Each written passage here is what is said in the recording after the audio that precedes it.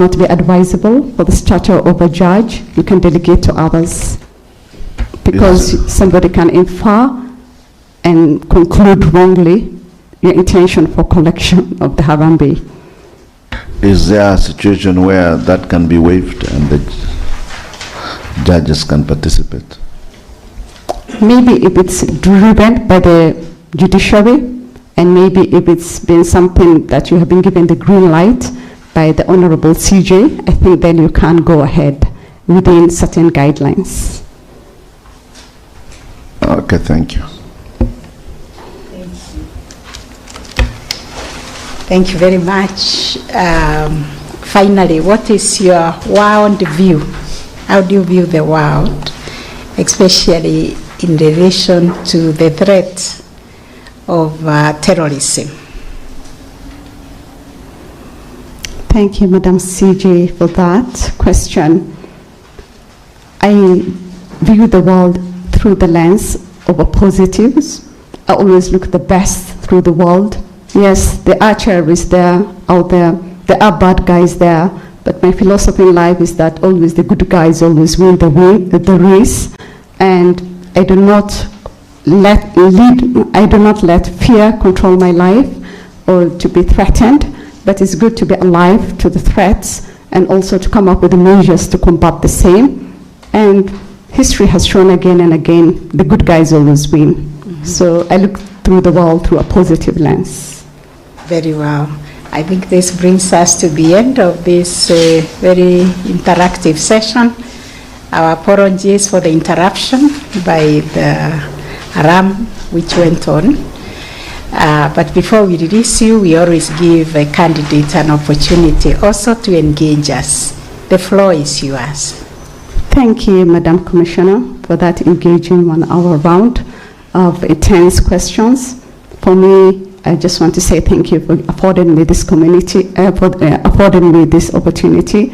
With me, I carry the dreams and aspirations of thousands of girls from marginalized community. I dare say this is the first time a lady judge from Northeastern Mandera has been shortlisted. That in itself is an achievement for me to be in this room with such phenomenal ladies, no more less. I hope one day to follow in your footsteps, Honorable CJ, and I can see very other wonderful ladies. The Honorable Fatuma Sichale being the first Muslim CJ in the first Court of Appeal judge. I can see the Lady Justice Njoki, who was the youngest, and came up with such a remarkable act, the Sexual Offences Act, which has really helped people from my community. So mine is to say thank you for giving me this opportunity. Well done. We will get in touch with you when we complete the process. But meanwhile, on behalf of the commissioners, we wish you all the best and encourage you to keep up doing the good work that you're doing for the community and mentorship of the young girls and in the legal profession. Thank you, Honorable CJ. Have a nice afternoon. Thank you, Commissioners. Yeah. Thank you.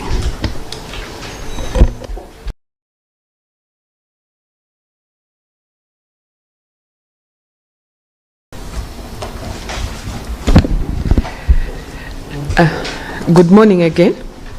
Have you dealt with any cases with regard to matrimonial property? Yes. Now, Article 45(3) of the Kenyan Constitution guarantees that parties to a marriage are entitled to equal rights at the time of marriage, during the marriage, and upon its dissolution. This constitutional provision is reinforced by the Matrimonial Property Act of 2013, which establishes that both spouses have equal rights to matrimonial property. Now, as a judge, how would you distribute the property of a polygamous man who died intestate, where the first wife claims that some of the property subject of dispute were acquired before the deceased marriage to the second and third wife?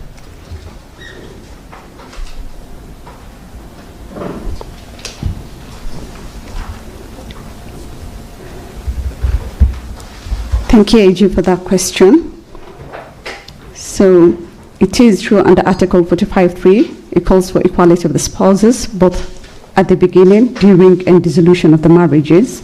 So it's a polygamous man, right? The question talks about a polygamous man. So I will invoke Section 40 of the Law of Succession, where the estate is divided among the houses according to the number of children in each house, with each wife counted as a unit. That will be my first part of the question. And if it's a polygamous marriage, it will look at the wife who was living in that. I will define what a matrimonial home is, and if that counts as part of the matrimonial home. My question was, this man is married to one wife, they hold property. After some time, he marries the second, then the third.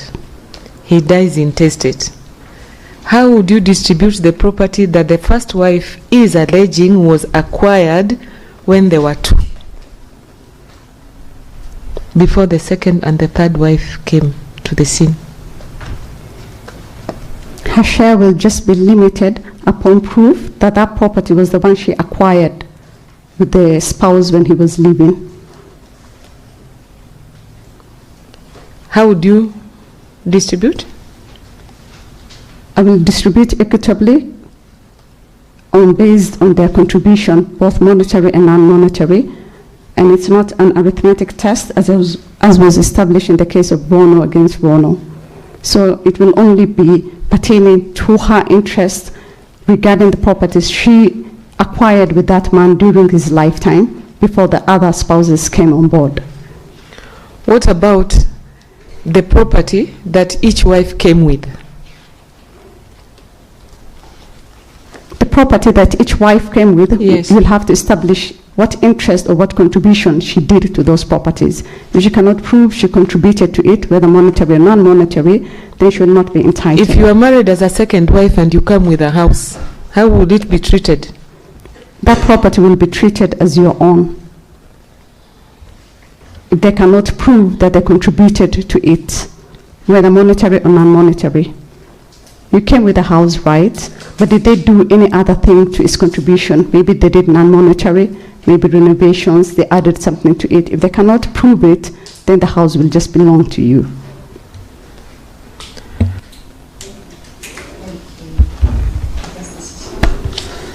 Thank you, Honorable Chief Justice. One or two questions from me, Wakili.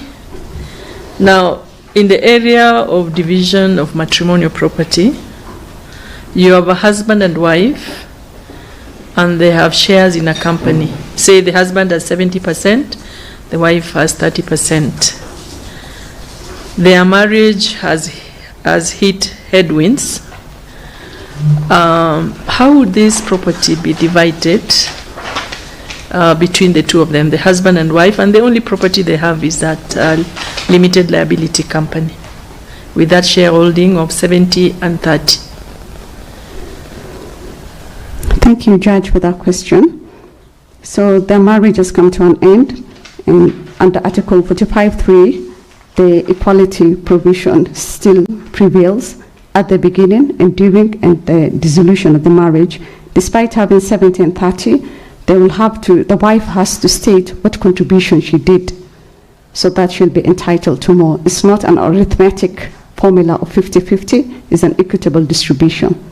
So she will need to prove what other things she did non-monetary for her to be entitled to more in the division of that asset. Supposing she never made any contribution at all?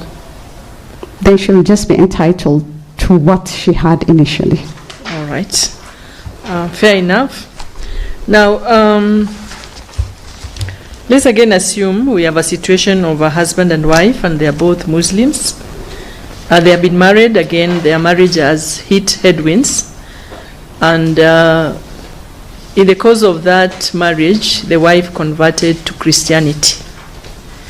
And now this marriage needs to be dissolved. Where do they go for the dissolution of the marriage? One has become a Christian, the other one is still a Muslim. They contracted an Islamic marriage. Thank you. Madam Judge, for that. Actually, unless the man does not want to be married to her anymore, under Islamic law, nothing stops him to continue living with her, despite converting to Christianity. Despite that, they can just go to the High Court for the dissolution of the marriage, because under the Qadi Courts, Section 175, the jurisdiction is to those who profess the Islamic faith. So she can opt out and submit to the jurisdiction of the High Court for the dissolution of their marriage. Supposing the position was to be reversed, it is the man who has converted to Christianity. If the man converts to Christianity and the wife is still a Muslim. Under Islamic law, then that marriage is automatically dissolved. So she can go to the Qadi courts asking for dissolution of that marriage on grounds that he has left or deserted the religion. All right. Thank you. That's all from me, CJ. Thank you. Wakili, I don't know whether you've read the decision of Methodist Church versus Fugicha from the Supreme Court that also handled an issue about faith, about Islamic faith. Perhaps if you can tell us what was the decision in that case by the Supreme Court, and then secondly,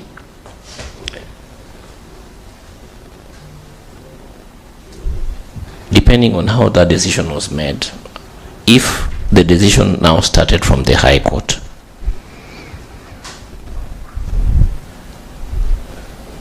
how would you apply it as a judge, and would your faith affect your faith that you profess affect how you judge this matter? Thank you, Commissioner, for that question. The case of Muhammad against Fugicha, the case of the Methodist Church of Kenya against Fugicha is one that went all the way to the Supreme Court, but the Supreme Court did not pronounce itself on what their findings, the ultimate findings were, because of the manner in which the parties came before the court.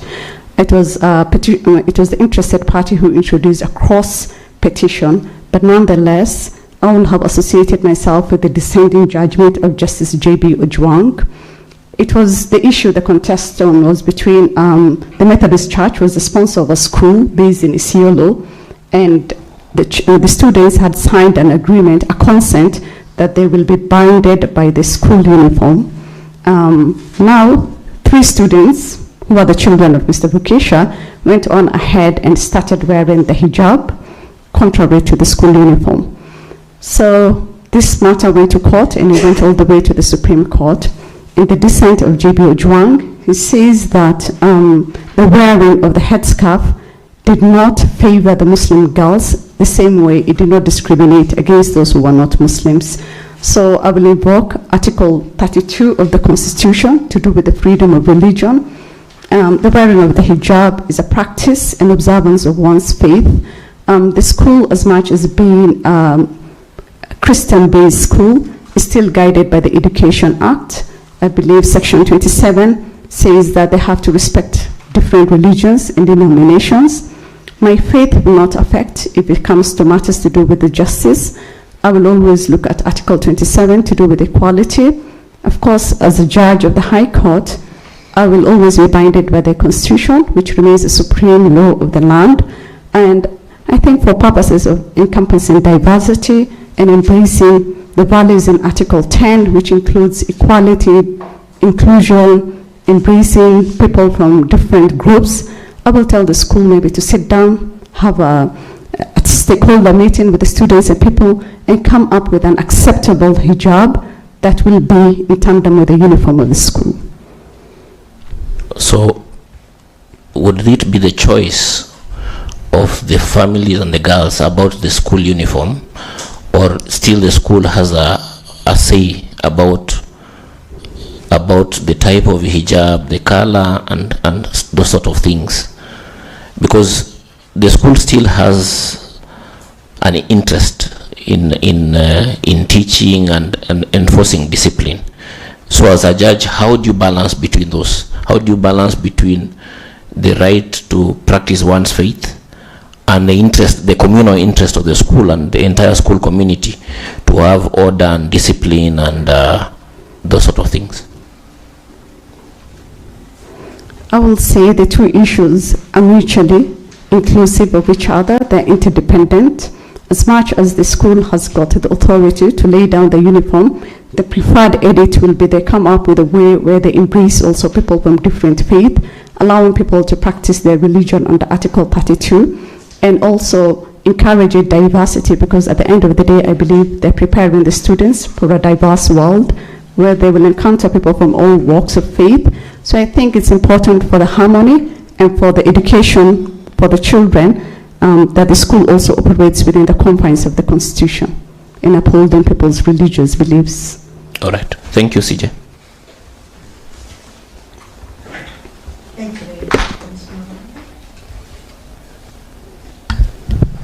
Thank you, CJ. Good morning once again. Good morning. I am looking at your CV and also your profile.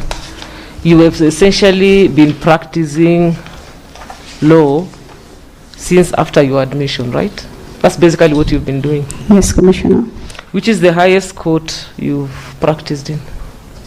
That will be the Court of Appeal, Your Honor. Okay. So under the Constitution, as we select members or candidates to serve in the High Court, there are three categories, and I believe you would fall in the category of distinguished legal practitioner. So please demonstrate your distinction. Tell us what distinguishes you. Thank you, Commissioner, for that. I believe what distinguishes me is that I've been a career practitioner of the law, that I'm good in drafting, not only legal documents, but also many other legal publishing journals that I have drafted, and especially in my university days. I have a good interpersonal skills, especially when it comes to team building. I'm a team player, and also integrity. My integrity speaks for itself, and those are the things I want to bring to the judiciary. Okay, you practice in Nairobi? Yes, Your Honor. How big is your practice? Our practice is based in Nairobi. We have 15 advocates and 3 partners, 18 in total. Okay. Do you participate in CUC or bar bench committee meetings in Nairobi? Yes, Your Honor. Okay. When is the last meeting you attended? The last meeting I attended was last year around, I would say March last year. Which court specifically? It was the Anti-Corruption Court. Okay. What are the issues that the Anti-Corruption Court is grappling with? The issues the Anti-Corruption Court is grappling with is to do with transparency, integrity issues, and also delivering of judgments that take long time. And also the score rate is really low, especially when it comes to prosecuting and also convictions for people, especially in high places in government. What did you say is low? Sorry? The conviction rates of public officers. Yeah. Okay. So what was your contribution towards absolving, especially that particular one, the low conviction rate? Low conviction rate? Mostly it was a two-edged sword, I will say. Mostly it was the evidence that was being brought to court was very weak. So I will have advised the concerned authorities to really make sure they bring watertight pleadings and documents to court so that the conviction rates will go higher. This is Anti-Corruption High Court or Lower Court? This is Anti-Corruption Lower Court. Okay. I see here you are working at Voltic Kenya. You are a board member at Voltic Kenya. Yes, Your Honor. What is Voltic Kenya? Voltic Kenya is a private company that deals with IT, using IT solutions for the transport industry. Oh, okay. Advise them on legal and compliance matters. Okay. So finally from me, maybe I can ask you something concerning case management. So one of the key outcomes of STARG is efficiency. accessibility and efficiency, but I want to focus on efficiency. Give me 2 overriding objectives of case management in criminal cases.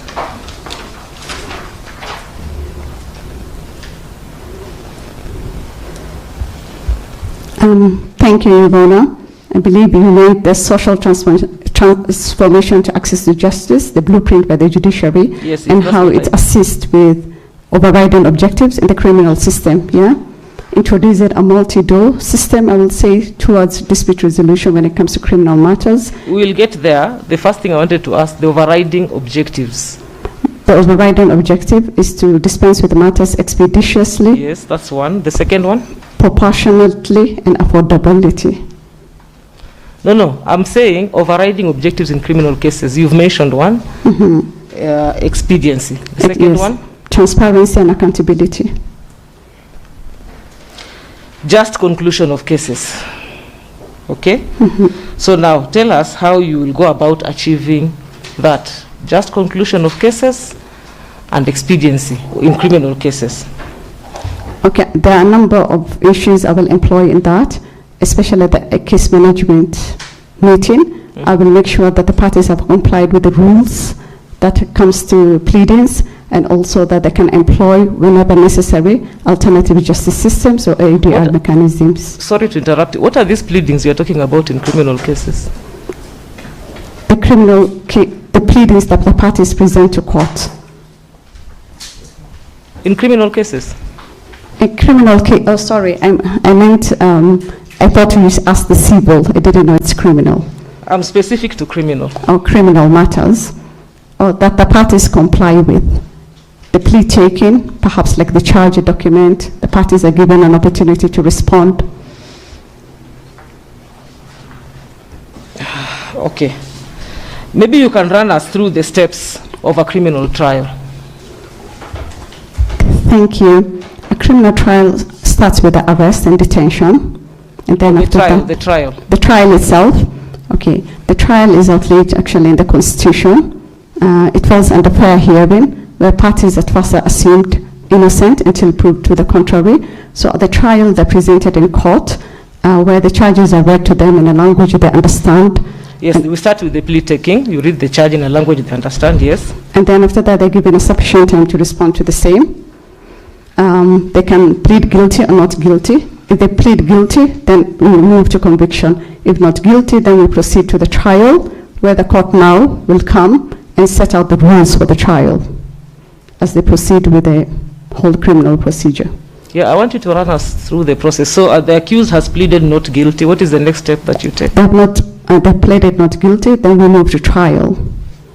Now they will have their advocate in place, and then now the court will set a place for, they will move to trial. Now the trial process will begin. The court will set a time. So during the trial, again, the charges will be read to the person, and then after that, they have pleaded not guilty, so we proceed with the presenting of evidence, rebuttal of that evidence, until we reach conclusion.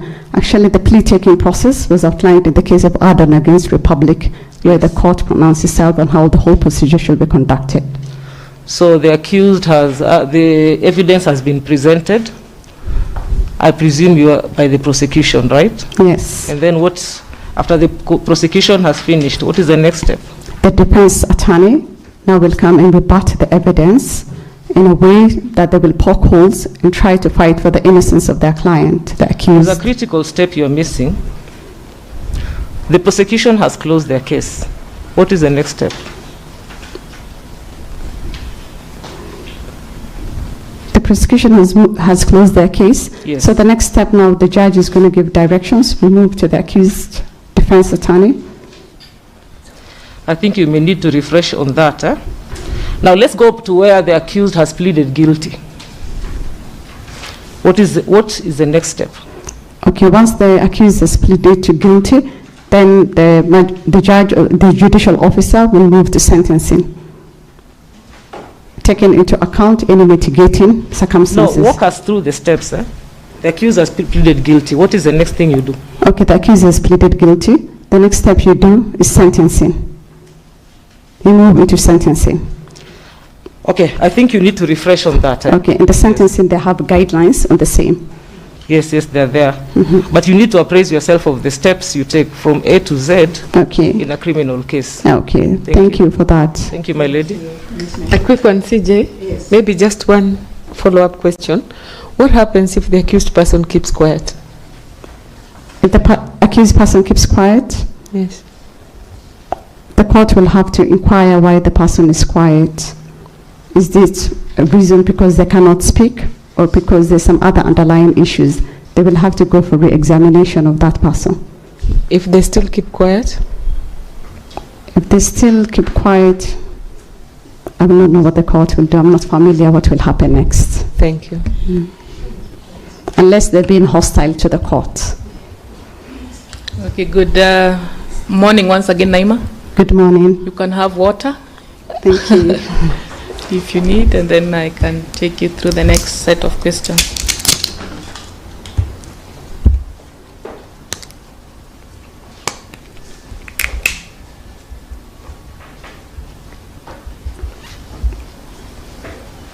Okay, I've gone through your sample writing. You submitted 5 of them. 3 were submissions, 1 on ELRC constitutional petition, 1 High Court JR, and another High Court civil matter. You also submitted 2 articles, one that relates to hiccups on criminal justice in Somalia and a legal advisory on community land in Wajir. So the sample writings reflect excellent issue identification, deep engagement with facts and law. They are well structured, and you are able to navigate statutory interpretation, jurisdictional question, and constitutional principles while maintaining internal coherence and clear conclusions. Your tone is professional and you use precedent effectively. I have noticed that in the journal articles, they are undated and nothing shows that you are the author. So maybe you can explain to us about that. And then in the civil matter, the submissions in the civil matter, it's drawn and filed by the firm of Njoroge Washira and Company Advocates. Maybe you can also tell us whether you worked in that law firm. That's the matter of, just let me read out. Just the matter, yes. It's the Nairobi City County matter. The submissions that have been filed by the advocate's plaintiff, but it's the firm of Njoroge Washira. So maybe you can explain to us the 2 issues before I take you through the next questions. Thank you, Commissioner, for that. Actually, for the Wajir matter, it was supposed to be dated in July 2022, and for the Somalia matter was something I did for May 2024. I'm sorry, it was an inadvertent mistake on my part. It had a cover page. It was a report, so I think when we removed the report and were feeding into the system, I think some of it was left out on the report, and it has the signature of the signing. So I apologize on that, and with permission, I can produce that to the Commission. Okay. As with regard to the Njoroge Washira and Company Advocates, it's true I briefly worked there before joining the firm of Rectangular Arden. I had a stint of about 2 months. Okay, I just needed to clarify that because it doesn't appear on the CV. Thanks for the clarification. So in one of your submissions, the KEMSA matter, which was a constitutional petition, you argued that the court lacked jurisdiction to entertain the JR application because the same was time-barred by virtue of the Law Reform Act and the Civil Procedure Act. Is that the position in law? Thank you, Commissioner, for that. That was a one constitutional petition, yes. Yes, for the constitutional matter for KEMSA. The reason why I included that for the time bar was because they were asking for a certiorari order, and under the law it ought to be asked within 6 months. So they were coming to court almost 2 years later asking for certiorari orders that ought to have been asked within the 6 months period, and they never gave any explanation of the delay. It was a constitutional matter. What is the position? The constitutional, They were framing constitutional it. petition. They were framing it as a constitutional matter, but it was the primary subject was an employment matter with constitutional peripheral matters, but the core issue was an employment matter. Can you claim constitutional violations or constitutional issues in an employment matter? Yes, you can, Commissioner. And that was decided in the case of Edwin Dande against IG. Okay. Lastly, Article 2.5 of the Constitution provides that general rules of international law shall form part of the laws of Kenya. How has the Supreme Court interpreted the application of these general rules? Thank you, Commissioner, for that. Yes, the international laws come from part of the laws of Kenya through ratification, but they play a persuasive role. Kenya still remains a dual state, so they do play a persuasive role. I believe the court applied that in the case of Mitubel against KAA. When it came to socio-economic rights, they focused on the UN guidelines on eviction. Thank you, Chair. Good morning once again. I want to talk to you a little bit more about your writings. My first question, you did a master's in oil and gas, but you haven't given us any writings on that. I was curious. During your master's program, did you have a thesis of any kind? And if you did, what was it on? Thank you, Lady Justice, for that. Yes, I did my thesis on land, on the human rights issues that will arise in oil exploration in Turkana. That was the time when we thought like Kenya will become an oil producing and exporting country. Sadly, that dream did not take off. So my writings became limited once Kenya stopped exploring oil and gas. Oh, thank you. Then let's move to your legal advisory, in which you talked about some ADR and AGS in Wajir. You also talked about the use of maslaha. Could you please tell us whether there are any constitutional limits on the use of maslaha, and if you can give some examples? Thank you, Commissioner, for that. The use of maslaha system is very important in societies like Wajir, where I wrote about, where they always pursue alternative justice system because they focus more on restorative justice rather than retributive, and they want to maintain the relationship among others in the community. But it does have its shortcomings. I do not advocate for the application of maslaha in murder cases. I do understand there have been rare occasions where it's been applied, like in the case of Mohammed Ado. But then, in my opinion, there's certain safeguards that do not come with the maslaha system, such as sexual offenses cases. I believe should strictly not be formed part of maslaha when it comes to rape and defilement, because mostly you cannot get justice through the maslaha system. Okay, thank you. No other question. Just a quick one here. I did not understand your answer to Lady Justice's question on your thesis. Did you write a thesis in your master's when you with regard to the subjects that you mastered in? Yes, I did. What happened to the thesis? I did not include it as part of my documents. I did not submit it, but I did write on community land rights ownerships vis-a-vis the oil exploration.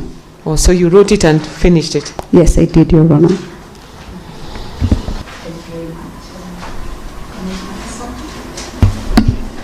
Thank you, Honorable Chair, and welcome again, Wakili Naima. Thank you. What is your stance on the separation of powers, and how would you navigate potential conflict of power struggles between the judiciary, the executive, and the legislature? Thank you, Commissioner, for that question.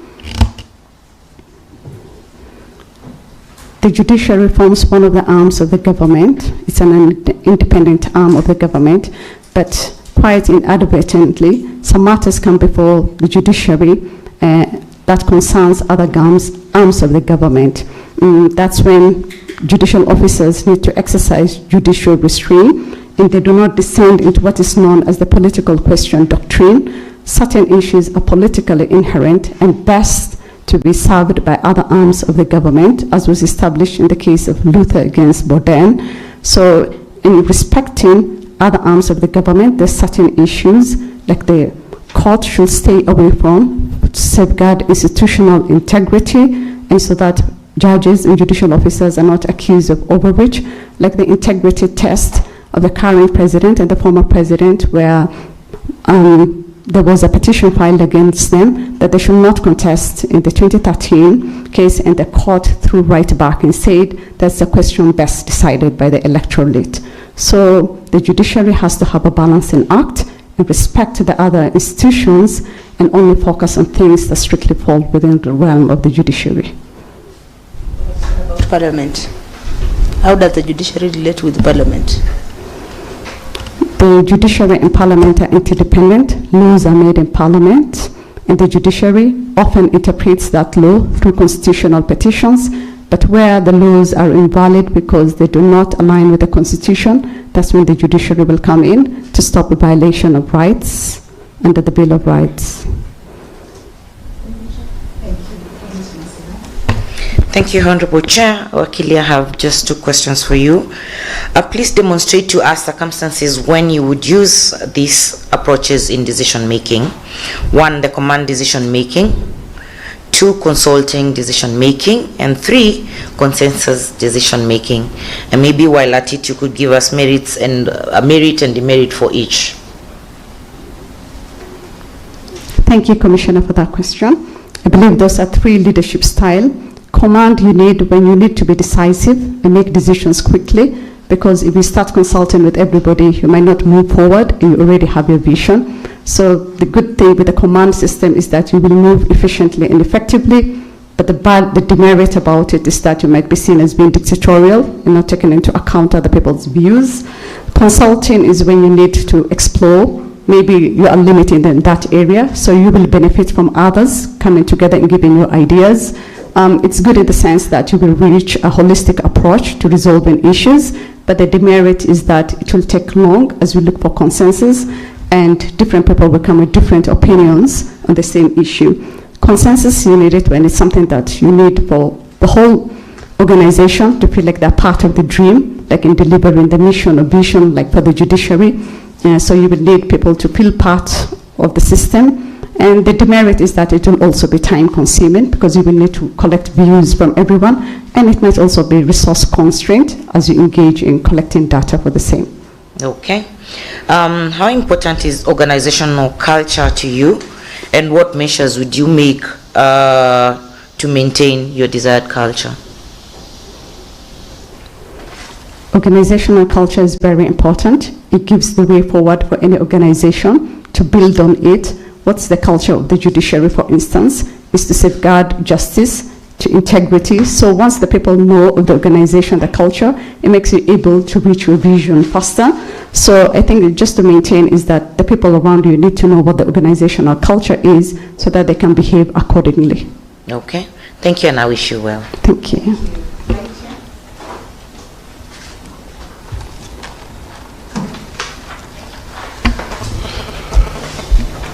Yes, now, can you tell us about your activities that you do with the community? Do you do any social responsibility work?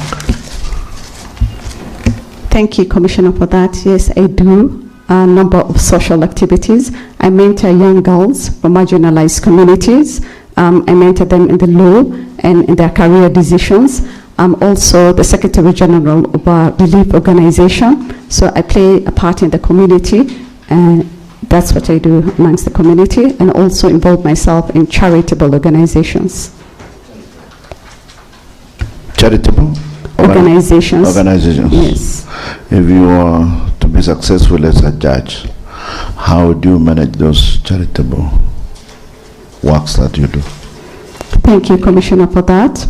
I think the work of a judge is very engaging, so I will need to relinquish my position in those organizations and let others run with it, because one of the conditions of being a judge is that we live a very reserved life, so you try as much as you can not to be seeing things that might be construed or might be inferred otherwise.